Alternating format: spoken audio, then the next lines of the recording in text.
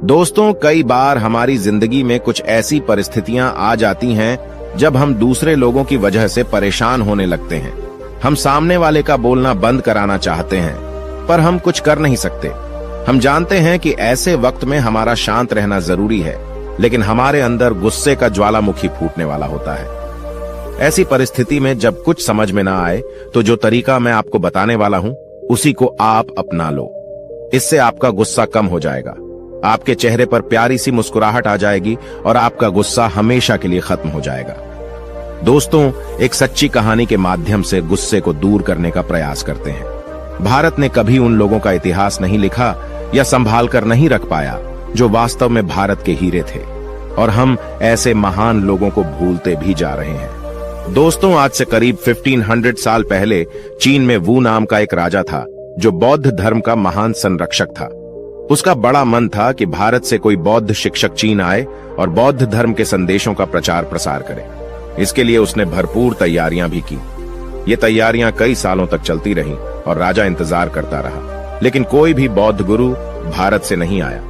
दिन बीतते गए और देखते ही देखते राजा 60 साल का हो गया। फिर एक दिन संदेश आया कि 2 महान परम ज्ञानी गुरु हिमालय पार करके चीन आएंगे और बौद्ध धर्म के संदेशों का प्रचार करेंगे।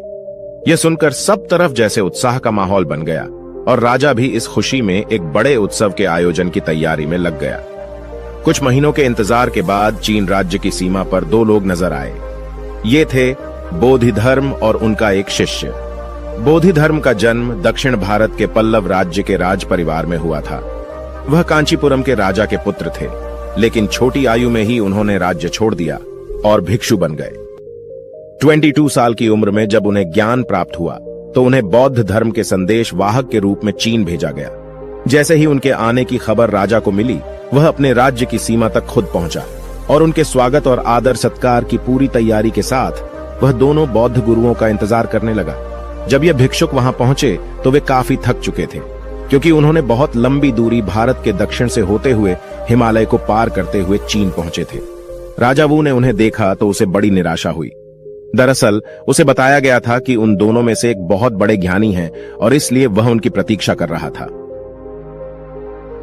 लेकिन यह तो महज 22 साल का एक लड़का निकला।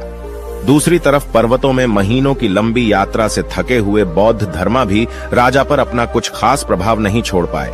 खैर, राजा निराश तो बहुत हुआ, लेकिन उसने किसी अपनी निराशा को छुपाया और दोनों भिक्षुओं का स्वागत किया। उसने उन्हें अपने शिविर में बुलाया और उन्हें बैठने का स्थान देकर उनके भोजन की व्यवस्था की। इसी बीच जैसे ही उसे सवाल पूछने का मौका मिला, उसने बोधिधर्म से कहा, क्या मैं आपसे एक प्रश्न कर सकता हूं? बोधिधर्म ने कहा, बिल्कुल राजन, तुम्हारे मन में जो भी विचार है उसे बेहिचक पूछो। उसने बोधिधर्म से पूछा, मैं हर रोज भगवान बुद्ध के बताए मार्ग पर चलने का प्रयास करता हूं, फिर भी कभी कभी मुझ पर क्रोध इतना हावी हो जाता है कि मैं अपना आपा खो बैठता हूं। मेरा अपने आप पर कोई वश ही नहीं रहता। कृपया बताएं कि क्रोध से बचने के लिए हमें क्या करना चाहिए। इस पर बौद्ध धर्म ने कहा, आज मैं तुम्हें यह बताऊंगा कि किन किन परिस्थितियों में तुम्हें क्रोध करना चाहिए और किन किन परिस्थितियों में तुम्हें क्रोध नहीं करना चाहिए, और अगर तुम्हें बार बार क्रोध आ रहा है तो उसे दूर करने का उपाय भी बताऊंगा। पहले मैं तुम्हें यह समझाऊंगा कि अगर तुम्हें बार बार क्रोध आ रहा है तो उसे दूर कैसे किया जाए। बोधिधर्म ने कहना शुरू किया, जो व्यक्ति लालच और मुंह में अंधा बनकर हर समय भोग विलास और संग्रह के चिंतन में लगा रहता है, उसमें सुधार की गुंजाइश कभी नहीं होती है। इसलिए अपना व्यक्तिगत जीवन अधिक सरल बनाओ। यह संसार नाशवान है, इसका ज्ञान होना चाहिए। कोई भी परिस्थिति सदा एक जैसी नहीं रहती है। बुद्ध जर्मनी सम्राट से कहा, चलो मान लेते हैं आज तुम दुनिया के सबसे अमीर सम्राट हो। क्या तुम कई युगों युगों तक सम्राट बनी रहोगी? अर्थात बिल्कुल भी नहीं। एक दिन तुम्हारी भी मृत्यु होगी और तुम्हारे मरने के बाद हो सकता है यहां का राजा कोई और बने। यह भी हो सकता है कि उसके कमजोर शासन की वजह से पड़ोसी देश का राजा आक्रमण करे और तुम्हारे द्वारा बनाई गई सारी धन दौलत को लूट कर लेकर चला जाए। मेरा कहने का मतलब यह है कि इस दुनिया में कुछ भी स्थायी नहीं है। थोड़ी देर के लिए मानते हैं तुम्हारा किसी के साथ झगड़ा हो गया है, लड़ाई हो है और उसके प्रति बहुत ईर्ष्या पैदा हो रही है। इतनी ईर्ष्या पैदा शुरू हो गई है कि अब तो मुझसे बात करना भी पसंद नहीं करती, उसे देखना भी पसंद नहीं करते हो। ऐसा कई सालों से चला आ रहा है और धीरे धीरे समय भी बीत जाएगा। ईर्ष्या की जलन में अपने शरीर को खुद ही अंदर जला रहे हो। और जैसा कि मैं पहले बता चुका हूं, यह संसार नश्वर है। एक दिन तुम बूढ़े हो जाओगे और अपनी ईर्ष्या के साथ मर जाओगे। इसलिए जब तक जियो, खुशी मन से जियो। वर्टिकल बार, किसी के प्रति क्रोध, ईर्ष्या की भावना न रखो। ईर्ष्या और क्रोध हमारे शरीर को नष्ट करता चला जाता है। जब तक हम जीते हैं, ठीक सेज भी नहीं पाते, अपनी इस सुंदर जिंदगी का आनंद भी नहीं ले पाते, क्योंकि हमारे मन में हर समय क्रोध, ईर्ष्या की भावना पनप रही होती है। अब हम कुछ उपाय बता रहे हैं, उसे ध्यान से सुनना, जिसके जरिए तुम अपने क्रोध को दूर कर सकते हो। पहला तो यह है कि हर रोज ध्यान करो। इससे क्या होगा कि तुम अपने अंदर की ऊर्जा को समझने में मदद पाओगे। तुम समझ पाओगे कि तुम्हें किस बात को लेकर सबसे ज्यादा गुस्सा आ रहा है।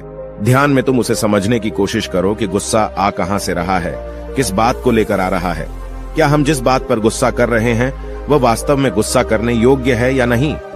ज्ञानी उस व्यक्ति को माफ कर दो जिस व्यक्ति के प्रति गुस्सा आ रहा है, क्योंकि अगर आप उसे माफ नहीं करते हो तो आप गुस्से को त्याग नहीं पाओगे और फिर गुस्सा आपके शरीर को अंदर ही अंदर जलाता रहेगा और धीरे धीरे तुम कमजोर पड़ने लगोगे और तुम्हारे सोचने समझने की शक्ति कम होती जाएगी। इसीलिए हे राजन, अपने शरीर के फायदे के लिए उस गुस्से को त्याग दीजिए, अपने मन को हल्का कीजिए, क्योंकि अगर वह व्यक्ति गलत है, जिस व्यक्ति के प्रति आपको गुस्सा आ रहा है, तो उसकी सजा उसके कर्म दिलाएंगे। कर्म कभी भी उसे माफ नहीं करेंगे। इसी बात को सोचकर आप गुस्से को त्याग दीजिए, क्योंकि जिस व्यक्ति का जैसा कर्म होता है उसे वैसा ही फल मिलता है। अगर सामने वाला व्यक्ति गलत है तो उसे उसके बुरे कर्मों की सजा जरूर मिलेगी। फालतू में गुस्सा कर आप अपने शरीर को चोट पहुंचाई है, क्योंकि गुस्सा आपको परेशान करता रहेगा। आप अपनी जिंदगी में कुछ नया नहीं सोच पाओगे, कुछ नया नहीं कर पाओगे। बुद्ध धर्मा ने आगे कहा, तुम्हारा क्रोध करना तब जायज है जब कोई जानबूझकर बार बार गलती कर रहा है और आप बार बार उसे माफ करते जा रहे हो। अर्थात जहां पर बहुत ज्यादा अन्याय हो रहा है, कोई आपके साथ बार बार बदतमीजी से पेश आ रहा है, आप उसको समझा भी रहे हो, फिर भी नहीं मान रहा है, तो वहां पर आप क्रोध कर सकते हो। क्योंकि अगर आप ऐसी स्थिति में क्रोध नहीं करोगे तो सामने वाला व्यक्ति, सामने वाला इंसान आपको परेशान करता रहेगा। वो आपको कमजोर समझकर बार बार आपको परेशान करता रहेगा, तो वहां पर आप गुस्सा कर सकते हो, क्योंकि आप अभी कोई साधु सन्यासी नहीं हुए हैं। लेकिन थोड़ी देर बाद आपको खुद को शांत करना होगा, खुद के गुस्से को ध्यान के जरिए त्यागना होगा। क्रोध से प्रतिक्रिया करने में बहुत ही ऊर्जा खर्च होती है। ऐसी प्रतिक्रिया हमें शक्तिहीन कर देती है। मनुष्य के मन में क्रोध पैदा होने का एक कारण यह भी है कि वह दूसरों की कमजोरी या भूल को देखकर उसे बर्दाश्त नहीं करता। वास्तव में दूसरों की कमजोरी अथवा भूल को देखकर क्रोध नहीं करना चाहिए। यदि कोई मनुष्य भूल करता है अथवा किसी बात को नहीं समझता है और उसे नहीं मानता या उसका विरोध करता है, तो उसे प्रेम से समझाएं अथवा सद्भावना युक्त और तर्क से उसे समझाने का प्रयास करना चाहिए। क्रोध को मिटाने का एक तरीका यह भी है। आपने कभी किसी 1 साल के बच्चे को रोते हुए देखा है? जब वह रोता है तब आप कहते हैं कि यह बच्चा है, इसको पता नहीं है कि क्या सही है और क्या गलत है। उस बच्चे के रोने से आपको तनाव नहीं होता है, आप परेशान नहीं होते हो, आप अपनी शांति भंग नहीं करते हो। यही तरीका आपको ऐसी परिस्थिति में अपनाना है।